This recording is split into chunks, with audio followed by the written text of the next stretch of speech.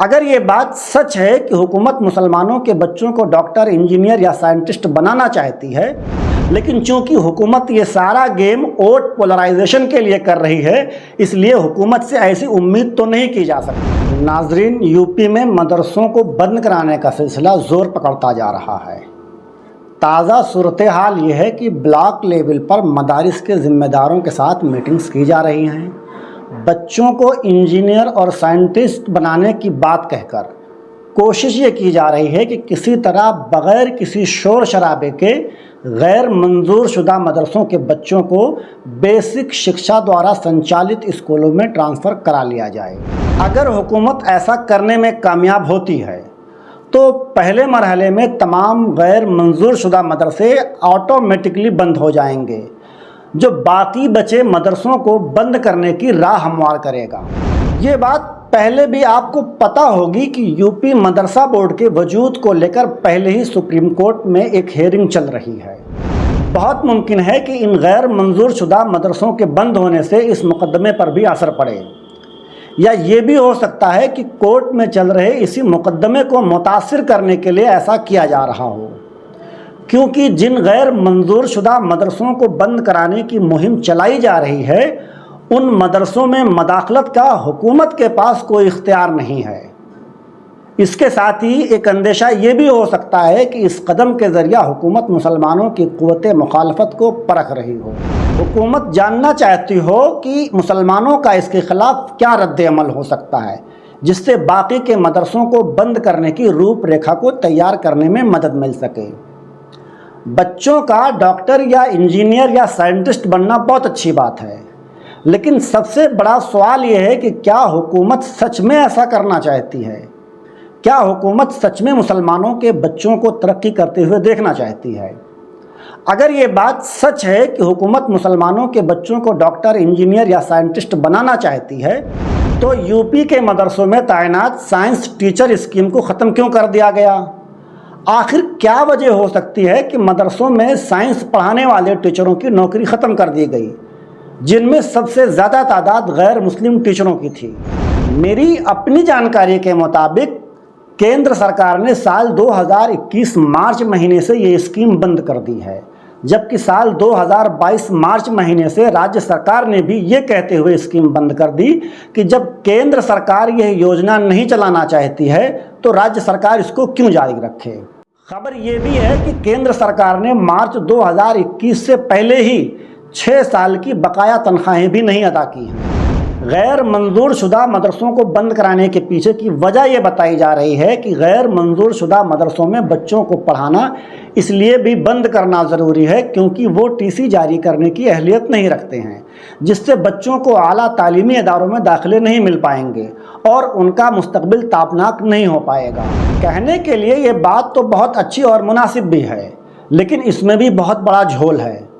جھول یہ ہے کہ ٹی سی جاری کرنے کی اہلیت ایسا نہیں ہے کہ صرف غیر منظور شدہ مدرسوں کے پاس ہی نہیں ہے، بلکہ ایسی سچویشن تو ہندی اور انگلش میڈیم کے ان پرائیویٹ اسکولوں میں بھی ہے جو بغیر کسی منظوری کے چلائے جا رہے ہیں۔ حکومت انہیں کیوں نہیں بند کرنا چاہ رہی ہے؟ کیا وہاں کے بچوں کو انجینئر، ڈاکٹر یا سائنٹسٹ نہیں بنانا ہے؟ رہی بات مدرسوں کے بچوں کو سائنٹسٹ یا ڈاکٹر بننے یا بنانے کی، تو اگر میں نام شمار کرانا شروع کر دوں تو ویڈیو بہت لمبی ہو سکتی ہے۔ فی الحال اتنا سمجھ لیجئے کہ اے جے پی عبدالکلام اور سابق وزیر اعظم منموہن سنگھ جیسے کئی بڑے نام انہی غیر منظور شدہ مدرسوں کی دین ہیں۔ اب رہا سوال یہ کہ جن مدرسوں کے پاس منظوری نہیں ہے انہیں سرکار بند کیوں کرنا چاہتی ہے، اور کیا سرکار ان مدرسوں کو بند کرنے کا ادھیکار بھی رکھتی ہے یا اپنی منمانی کر کے صرف پولرائزیشن کرنا چاہتی ہے؟ تو اس سلسلے میں پہلی بات تو یہ ہے کہ مدرسوں کے ذمہ داران بالکل بھی غیر منظور شدہ رہ کر مدرسوں کا سنچالن نہیں کرنا چاہتے ہیں، لیکن کیا کریں، ان کی بھی اپنی مجبوریاں ہیں۔ سرکاری اسکولوں کا کوالٹی ایجوکیشن کیا ہے یہ کسی سے ڈھکا چھپا نہیں ہے۔ خیر، سرکاری اسکولوں پر تو پھر کبھی بات کی جا سکتی ہے۔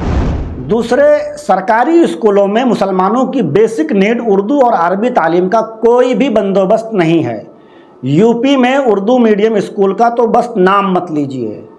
इसलिए बच्चों को पढ़ाना है और अपनी शनाख्त और अपनी सभ्यता के साथ पढ़ाना है, तो मदरसों का संचालन हर हाल में करना ही होगा।